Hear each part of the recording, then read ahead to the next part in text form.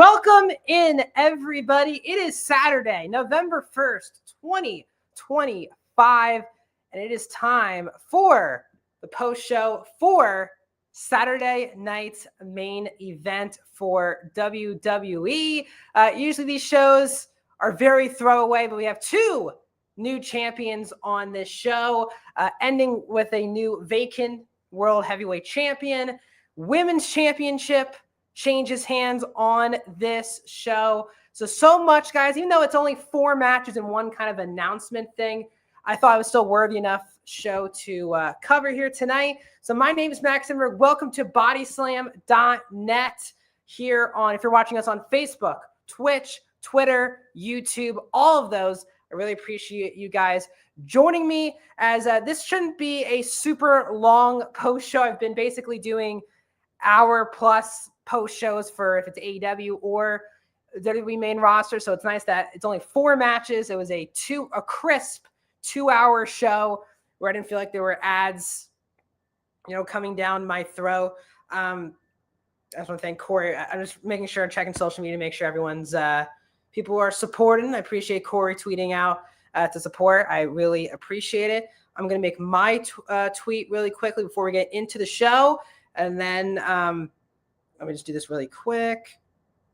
And I'll say this. I think this, again, for Saturday night's main event, this was a newsworthy show. I think a lot of us who watch WWE on a weekly basis, Saturday night's main event has been the most throwaway WWE show that they do from a main roster perspective. A lot of the time it's just, we need another event this month that's not a pay-per-view, so let's do a Saturday night's main event. Obviously, the next Saturday night's main event in DC next month will be probably the most newsworthy one because it will be John Cena's final match. We'll get into John Cena and his announcement later on the show because we're going to go in order of events on this show. So currently, guys, if you're watching us on any platform, please comment along. I'll be here reading all comments throughout the entire show. So if you want to have your thoughts on anything related to pro wrestling, but also especially tonight's show, please leave a comment. If you're on Facebook, Twitch, Twitter, YouTube, all of those platforms, comment away. I'll be here answering any and all comments or questions you have about WWE Saturday night's main event. If you were also watching on Facebook, Facebook and YouTube, please hit that thumbs up button, guys. It really helps support the channel, gets our videos out there to more people who are not subscribed to BodySlam.net. Also, if you're not subscribed to our YouTube channel, why aren't you? Hit that subscribe button to BodySlam's YouTube channel. We have live reviews basically every single night on the channel. We have podcasts, we have reviews, all types of stuff. So please hit that subscribe button. And the last thing I'll promote before, and I see Quadarius Bennett, he always supports, especially my live streams. New champs. We did have 2 new champions on the show. And as you said, I'll bring up comments like this. I'll highlight. So guys, definitely keep your comments coming throughout the entire show. But if you're currently not subscribed to our Patreon, please subscribe to BodySlam's Patreon. It's the best way to support everyone who works at BodySlam.net. Corey Hayes is the leader. He breaks all breaking news in the world of pro wrestling. He said, why would you want to pay for some wrestling news? Because you get it at the fingertips. You don't really have to look at aggregators or anything like that. You can just, or, some BS Twitter accounts. You can get it from the real person, which is Corey Hayes, breaking so much news. So please subscribe to Bodyslam's Patreon. So we're 5 minutes in. I think it's time to get into Saturday night's main event. The show started with the WWE Championship match. Cody Rhodes defeating Drew McIntyre. This is the rematch from WrestlePalooza, which was the main event of WrestlePalooza, and now it is starting Saturday night's main event. The big stipulation, which was the big reason this match was booked, was basically Drew McIntyre continues to say how much he's being screwed over. So Cody has no championship advantage in this match. If Cody got DQ'd or counted out, Drew McIntyre would win the world title. We've seen storylines like this in WWE all the time. I think the most memorable one that I remember, at least growing up, was when Christian and Randy Orton were feuding for the World Heavyweight Championship, and Christian won the World Heavyweight Championship via DQ because Orton, he like goaded him and Orton kicked him low, went low with a kick. Christian won the world title, but Orton then just hit the RKO through a table, and then Christian dropped the belt the next week or something like that. But that's like the biggest standout of this kind of booking, and that was 12, 13 years ago. So it's a storyline that we've seen done before. I will say I did think this match was significantly better than their one at Saturday night's main event. I still think this match at times was overbooked. I'll get into some issues logic-wise, especially with the count-out that Cody took later in the match. But I thought the match itself was quite solid. The whole match was basically Drew McIntyre trying to play mind games, grabbing the title belt, putting it in the ring. Forcing Cody to come out, Drew leaving the ring to force Cody to also come out of the ring so Drew can win by count-out. So from a Drew McIntyre, psychological perspective, it was a very well-booked match because Drew was, even though he could obviously win by pinfall or submission, he wants to win the easy way, which is what a good heel should do, which is they're probably right the majority of their things, but they can also be allowed to be hypocrites sometimes. And Drew obviously got that. The big spot in the match was, Cody was out of the ring. He goes to get back in the ring, and Drew just hits him with an elbow, and Cody flies through the table. Now, the moment that happens, the count was already at 2. And if you watch pro wrestling, especially WWE, it takes forever for refs to start counts for someone being outside the ring. And I just want consistency and I'm not blaming the referee. It's how the match was put together and booked. But I just think if you're a referee in pro wrestling, you need to count the same way, no matter what the type of stipulation is. Most referees go 1, wait a couple more seconds, then go to 2. It's a 1. Check the wrestler in the ring. 2. Check the wrestler again. 3. This ref was going 1, 2. I was like, oh, this is the quickest count out I've ever seen in my entire life. And I was like, it just isn't realistic because refs don't count that quick at all. Even in this match, the ref was not counting that quick until this point in the match. So this point was the only part that kind of pulled me out of the intensity and the excitement of the match because I thought you don't see it that much. But again, Drew brings in the title. There was, of course, a ref bump because why isn't there a ref bump in a World Heavyweight title match on WWE TV? But the ref bump was also to set up, basically, I think Cody has done this finish also a billion times where there's a ref bump, someone brings in a chair or a belt, they drop it, Cody hits a move on the belt, and he wins. And I feel like I've seen that 2 or 3 times this year in Cody matches. I'm trying to remember specifically which ones that happened in, but it feels like that happens in so many Cody matches where people want to cheat. Cody kind of doesn't realize the belt is there. This time he did, I believe, realize the belt was there. Cody kicks out of a Claymore, a quick Claymore in this match. There was also a weird spot where Cody was trying to do the Cody cutter, and as he's running up, his knee buckles. And the ref was also there. It was a giant miscommunication, but Cody's knee did buckle, and I got very nervous because it just didn't look like that was supposed to happen. Cody and Drew are laying in the ring. They keep showing the replay. Then Cody just gets up, hits the Cody cutter, and the match kind of moves on. Cody's still kind of selling the move, but it was a weird spot in the match. But as I said, Drew brings in the title. The ref is down. The belt is dropped. Cody hits a DDT on the bell, throws the belt out of the ring. The ref did not see that happen, which would have been a DQ, which would have given Drew the world title. Cody then hits 1 crossroads and gets the pin over Drew. So that is now 2 consecutive victories for Cody over Drew. And I think this is a huge problem. And it's a huge problem with the show and with WWE programming right now is that so many of these title pictures are the same people. And it makes people like Drew McIntyre and LA Knight not feel like top guys because they're put in these spots where they're always in the world title picture, but they just never win a big match. And Drew is one of those people. Even the feud of CM Punk, he won the first match with Punk, but he ultimately lost that feud. Drew's had moments, like obviously he won the world heavyweight title at WrestleMania, gets it cashed in a couple minutes later. But now the Drew McIntyre complaining bit, like how much more are we going to do this? Is this feud now? Even though Cody, by the way, at WrestlePalooza won that match clean, there was really no excuse for Drew to like kind of run this match back. We run the match back. We got the excuse of Cody did use a title belt to retain the title. So I don't know. It's very odd that they gave basically Drew another out, which you can say, of course, Cody, you cheated again. But like, does that mean, and I see Bert, thanks Bert for reposting the stream. Really appreciate it. I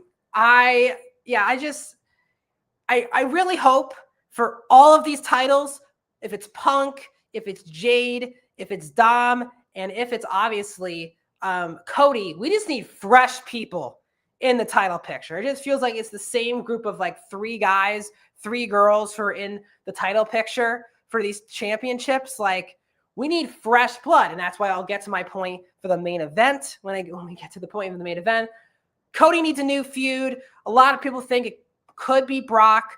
Obviously, there are currently like no blood feuds that feel like we need war games at this point. So I assume Cody is either going to be in war games somehow, some way. Because again, we do have 3 Raws and 3 SmackDowns before we get, I think, let me double check the date for Survivor Series. Again, we'll be back. I'll be back with Rami. Rami was supposed to be with me, but not to out him, but he's a pretty big Dodgers fan. So I told him, like, dude, go. He was like nervous, like, should I do the show tonight? Should I watch the Dodgers? I told him, like, dude, if my team was in Game 7, I wouldn't want to do anything else but watch the Game 7. So, and Rami also does work for does some writing as well. So, I wanted him to watch Game 7. So, when Survivor Series is the 29th, so we do have a full month of shows to get through before we get to Survivor Series. So they have time. Now, also, people are going to be in this John Cena tournament. So I don't know how, I think Cody needs a new challenger. I think Drew needs to be out of the world title picture. Obviously, we don't know how long Jacob Fatu will be out for. It did seem to be for a bit of time. So I don't think like Fatu is going to be back on SmackDown this week and be beating up Drew McIntyre. I don't know if Drew goes after Dragunov. But Drew just can't be in the world title picture. He doesn't win any of these matches, and everyone can say all the excuses, but like, I don't think this finish of Cody using a title belt should set up another match with Cody and Drew. Like, we've had enough. Let's move on. Get some fresh people in the world title picture. So let's then move on to the second match on the night, which was Jade Cargill beating Tiffany Stratton to be the new women's world champion. Tiffany Stratton now had the 3rd longest reign of this championship Excuse me. She had the 3rd longest reign in the history of this championship. And she had already beaten Jade multiple times, but obviously this is a Jade who is now turned heel. Now, while I am not the biggest fan of Jade Cargill, the in-ring performer, you can't deny the charisma, what she brought to the table. Now, in AEW, she was a heel from start to finish. She was an absolute heel, and I think showed off her personality a lot more. She felt a lot looser and not stagnant and having to be the, go-lucky babyface. In WWE, she's been a babyface the entire time, and she was cutting promos where she would be like, I just want to be fighting for everyone, and everyone, can believe in me, because if I could be the world champion, I'm fighting for everyone else. And again, not that Jade is wrong in that, but she looks different than any other wrestler in the world. Her physique, her look, she looks like a super, what am I trying to say? A superhero? Oh, yeah, superhero. She looks like a superhero, and that's her. What she brings to the table separates herself. And she should be cocky, arrogant about what she looks like, what she can physically do in the ring. I've never understood the fact that she's been, I'm a go-lucky, I'm doing this for you guys type babyface for the last couple of years. in WWE. So the heel turn, and already from a promo perspective, the way she carries herself in the ring, it's night and day from her being a babyface. Now, this match was sold because Jade beat up Tiffany last night on SmackDown. Tiffany has been selling a knee injury. And before this match, Nick Aldis goes up to Tiffany and says, I'm trying to tell you, I know it's my job. You're not going to like hearing this, but I don't want you to do the match. You're not ready mentally or physically. And Tiffany says, I know that's your job, but I feel like I need to defend this title. I'm ready for this war. And this becomes pretty much a one-sided affair where Jade just beats that ass here. I actually want to look up how long this match was, because it was not a long match, because it was honestly just a beatdown. I am just trying to find the results from tonight on the website I used to check the time of the matches. I can't believe how many. We're so close. We're so close. Right, here we go. The match went 5 minutes. Now, it was the only women's match on the show. It went for 5 minutes. Now, I got to be honest. I thought this is how the match should have been booked. I am in the camp of, why give Tiffany the out where she really only got beaten up this bad because she has the knee injury. I would have let Jade just destroy Tiffany as 100% Tiffany. That's more of a statement, but Jade really needed a statement win. I think I'm not a big fan of these type of squash matches usually. This needed to be Jade decimating Tiffany, no back and forth. She turned heel. She moved differently in the ring. I think this all worked out better. Now, while Tiffany did have the third longest reign ever for this title, it was not a reign that is going to be remembered for her great defenses or anything like that. This was a reign that kind of needed to end. It just felt like there wasn't any juice feud-wise. If that was, she loses to Stephanie. But again, that feud really wasn't much of anything. She feuded with Nia Jax a billion times. She beat Jade multiple times. It was a feud that she's been wrestling, feels like the same people in 2025, the whole year.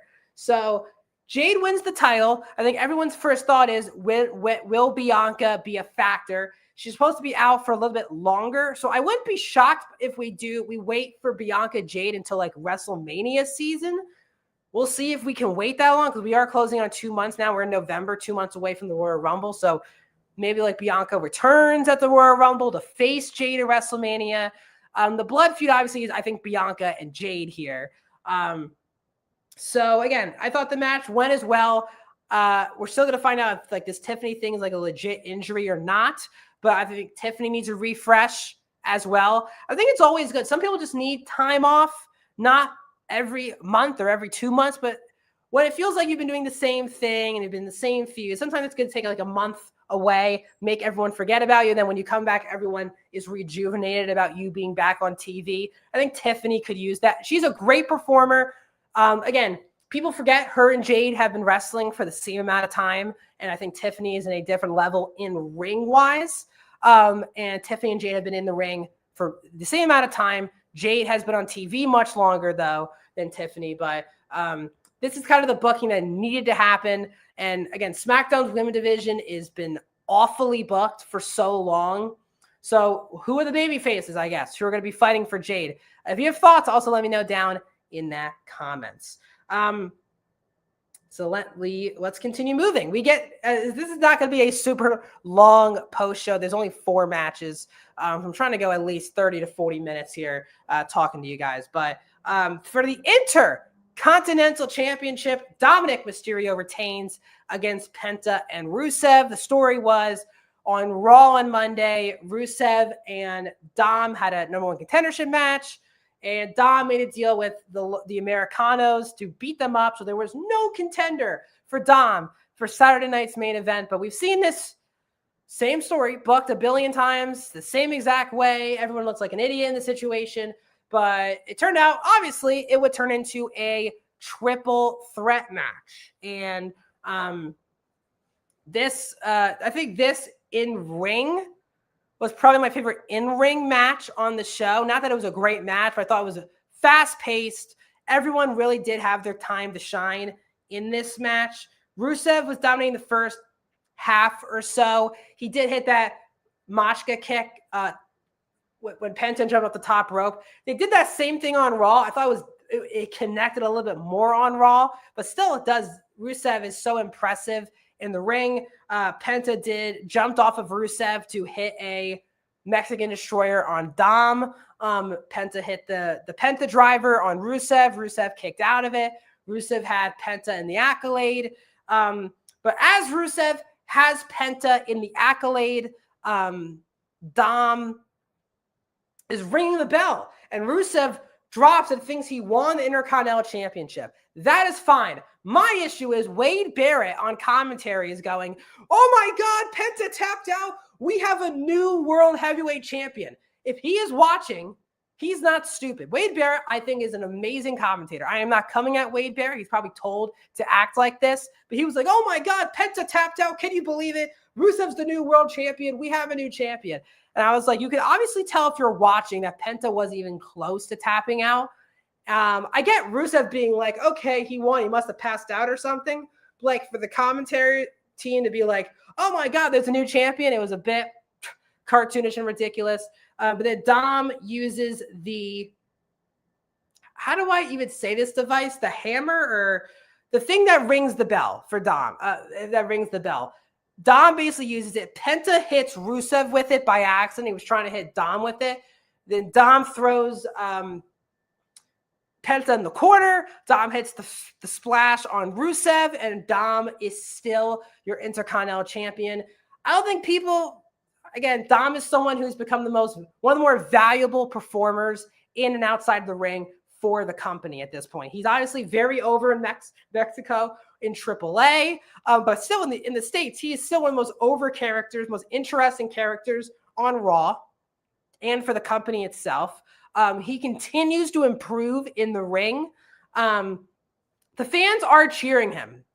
And I do think we're going to have to get to a point where Dom just goes babyface. I don't know. I thought he should have gone babyface after Mania, like do a Dom Finn Balor feud post Mania, because Dom did pin Finn Balor in that WrestleMania match. But it's November, and they still continue to do the same teasing of Dom and Finn. They're probably going to wait until Liv Morgan is back. She's been a lot more active on social media lately, posting stuff. So maybe that's a good sign of Liv being back. But we're also in that type of year now where WWE is like, if you're kind of hurt, let's just save you for a Royal Rumble return. So I don't know if they're saving Liv until the Rumble. Actually, while I'm on that, let me look up again when the Royal Rumble date is. January 31st. So it's basically like we're still like 3 months basically away from the Rumble. If Liv's ready, you probably want to go with doing that sooner rather than later. That event's in Saudi Arabia, so to that. But I feel like we're still in kind of a middle period with Judgment Day, because on Raw will be interesting because Dom won his match tonight.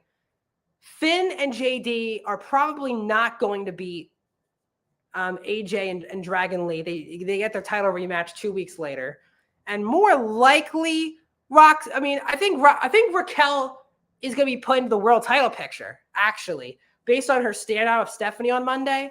I think they're probably going to have Raquel pin Nikki Bella.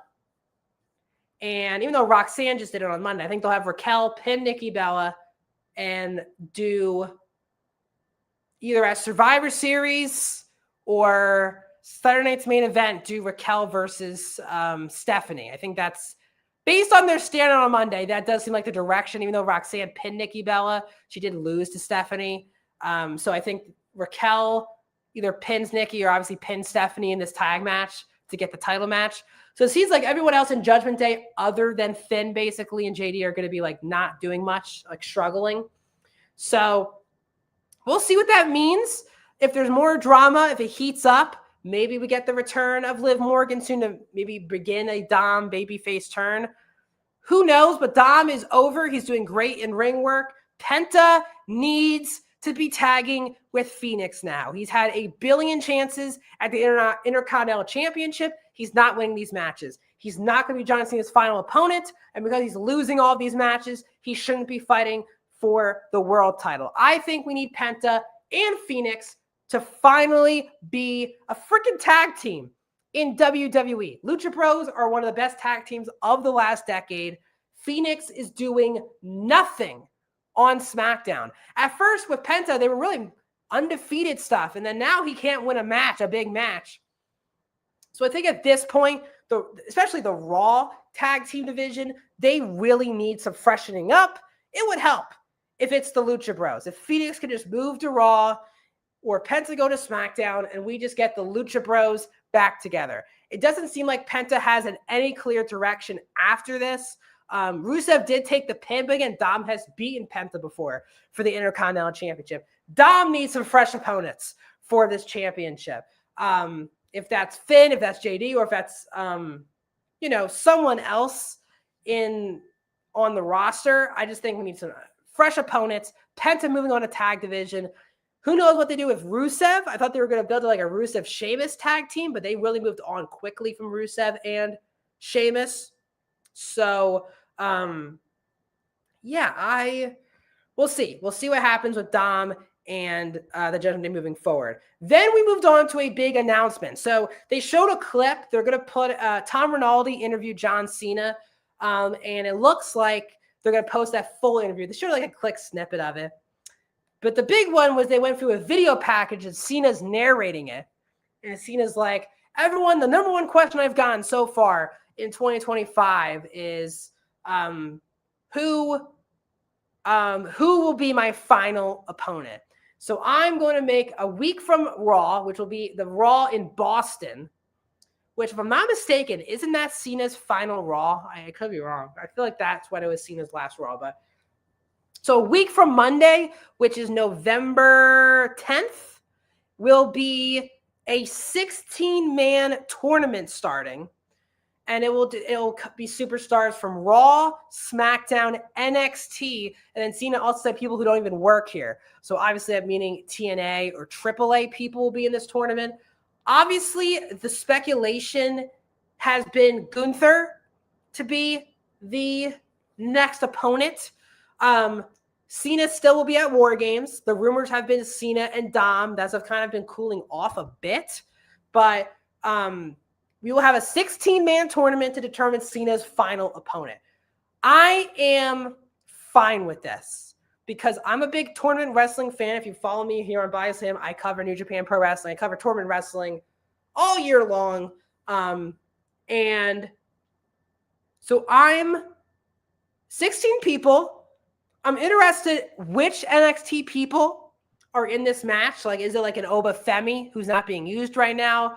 Are they just like throwing NXT people to lose to main roster people? Is it just going to be like Joe Hendry is the person not from the company who's going to be on this tournament? It's going to make matches mean something. I hope this in the tournament itself, it starts other feuds.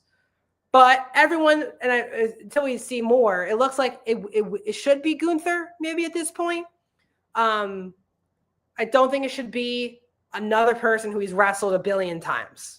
I think we've been there. We've hit all of the early 2000s, mid 2010s matches. I think we need a fresh opponent, someone who beating John Cena puts them on that top level. Now you say, well, Gunther's been a world champion. But that puts Gunther right back to where he needs to be, on track to be in the main title picture. I don't think we've seen Gunther and John Cena. We haven't seen John Cena and Braun Breaker. We haven't seen John Cena and like Oba Femi. But it's going to be interesting because Punk is now the champion.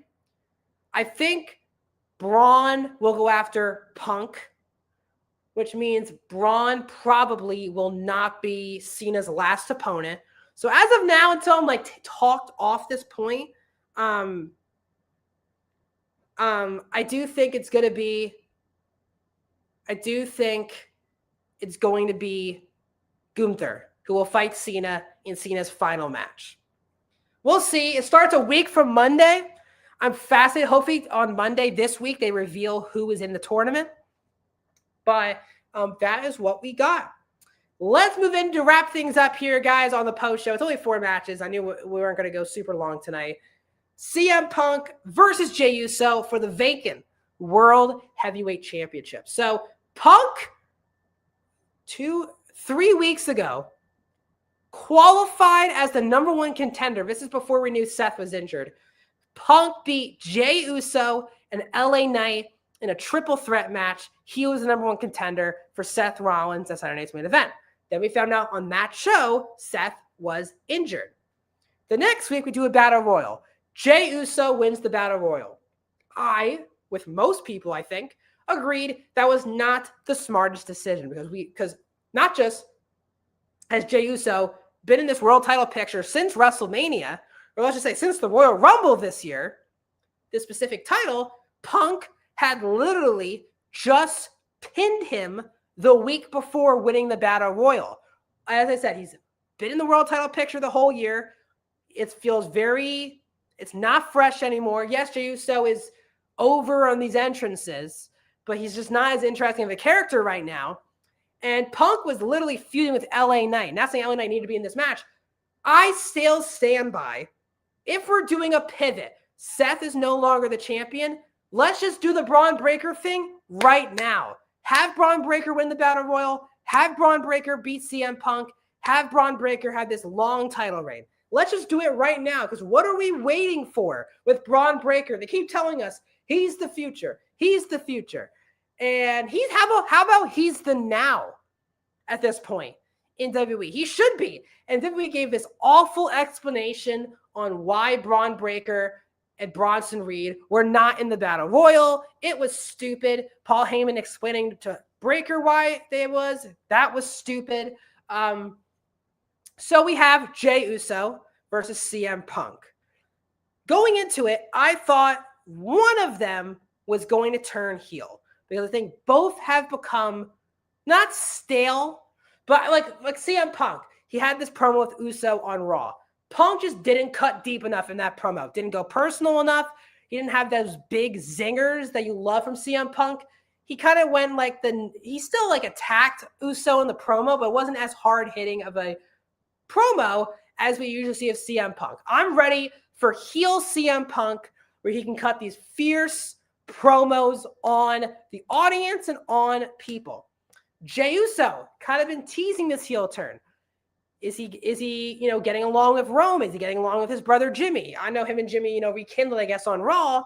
But was Jey going to turn heel to win the world title? That's what we're all thinking. Well, none of that happened. It was just a regular match. Punk beat Jey Uso clean. And because of that, I stand by the fact of it should have been someone else other than Jey Uso. If we're going to turn any of these two people heel in this match, it's going to be a regular, clean as a sheet wrestling match. Why is Jey Uso getting this shot? Should have been someone fresh, someone new. Even if Punk was going to win the match, I stand by. I think Braun Breaker should have won the Battle Royal, and Braun Breaker should have beat Punk. But if they were going to do Punk and Jey Uso, I did still think Punk was the much better option than Jey Uso. His title reign did not go well. In my opinion, his in-ring at times can be a lot left to be desired. This match was solid, but it was a stereotypical WWE match where, early in the match, Punk hits the GTS, Jey falls out of the ring. Jey hit the super kick into the spear, into the Uso splash. Punk kicked out. Uso spears Punk through the barricade. And instead of obviously a count out there, because the count was at 5 at that point, the ref checks on him and then restarts the count. Again, we have no consistency. That's why I wanted the referee to count much slower in that Cody Rhodes, Drew McIntyre match. Then they start stealing each other's finishers, which happens now in every world title match in WWE. John Cena wants to do these tributes. Is it for me? Not always, but you can understand why Cena's, at least he's playing tribute to all these people. Now, in all these title matches, we're getting stealing finishers. It's good if you see it once or twice a year in a match, but it happens so often, it honestly does not excite me anymore. So Jey Uso hit a go to sleep on Punk. Punk then hits a really weird spear on Jey Uso. Punk hit a GTS. He had 6 GTSs in this match. Jey falls on his shoulders. And then Punk's going for it again. Jey does a roll up into a sleeper, which is the same move, obviously, Gunther tapped out to WrestleMania. Punk hits the Anaconda Vice. Jay gets to the rope. Then Punk hits a couple more GTSs. And CM Punk is now the world champion for longer than 5 minutes. He finally is the full-time world heavyweight champion for the company since his return. Obviously, he won it at SummerSlam, but he won it for 5 minutes. So CM Punk is the new world heavyweight champion. I think with the circumstances of the booking of this match going into it, I was like, I just did not want to see Jey Uso as the world champion again. Just give Punk the title. And hopefully he loses that title to Braun Breaker. That is where I'm at this point. Like the next time, like Punk should not be beating Braun Breaker. Braun Breaker needs to be beating everyone at this point. So CM Punk is the new world heavyweight champion going into Raw on Monday. It was announced by Seth himself on Good Morning Football that he'll be out at least 6 months.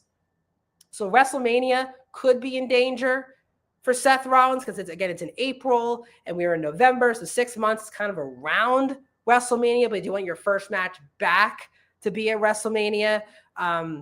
We'll see if Seth is involved, but I do think Braun Breaker, sorry about that, is the direction to go moving forward. So that is the show. It was 2 hours long. It was on Peacock, not NBC. And I was like, what's the difference? Peacock, there were no commercials in the middle of the match. When Saturday Night's Main Event's on NBC, like the cable channel, there were commercials during the matches. And I usually watch wrestling like 40 minutes into the show, but behind like on recording, so I can skip through I just hate commercials in pro wrestling. Hate it in the middle of matches. So there were no commercials in the middle of the matches, which was great. And the show just moved a lot better. I think this was definitely one of the best Saturday Night's Main Events. I know I complained sometimes on this show, but I thought for a Saturday Night's Main Event, it was a newsworthy show. There was some good pro wrestling on here. I think in all 4 matches, the right person won. So that's always a good thing. And it did flow a lot better than the NBC. I think it definitely helped that there weren't commercials. So what are your guys' thoughts? If you're watching currently on any platform, leave a comment. What are your thoughts on Saturday Night's Main Event? You can follow me on Twitter at Dinenberg Max, on Instagram at Max Dinenberg. For BodySlam.net, I do highs and lows every single night. I'm covering Raw, SmackDown, NXT, Dynamite, Collision. And then also here on the YouTube channel, I do all of the post shows. If it's AEW or WWE or NXT, I do all of the post shows for all the big companies. Usually for AEW, I do it with Blackhawk, and WWE, I usually do it with Rami. But again, Rami couldn't be here tonight. He's watching the Dodgers. They're sadly losing, so I'm not going to make fun of him because they beat my team. But for Survivor Series, I'll be back doing the post show with Rami. We'll break down Survivor Series, and I'll be back also in 2 weeks because that is when Full Gear will be happening as well. And also, every Friday from 7 o'clock to 8 o'clock Eastern Standard Time, I host a podcast with my friend Blackhawk called Tour of Japan. We break down Japanese wrestling. We talk about New Japan, Marigold, Stardom, and Noah. We break it all down, all the weekly news, events, every single Friday. We didn't do it on Halloween night. Blackhawk has some personal things to attend to. Plus, I didn't want to force it. It was Halloween night. Felt like a good night to take the night off of the podcast. So we'll be back this Friday breaking down all things Japanese wrestling. Please follow BodySlam on Twitch, Facebook, and Twitter. Subscribe to our YouTube channel. Subscribe to our Patreon. Thanks so much for joining me on another night covering professional. Oh, thank you. Oh, thank you. Oh, thank you.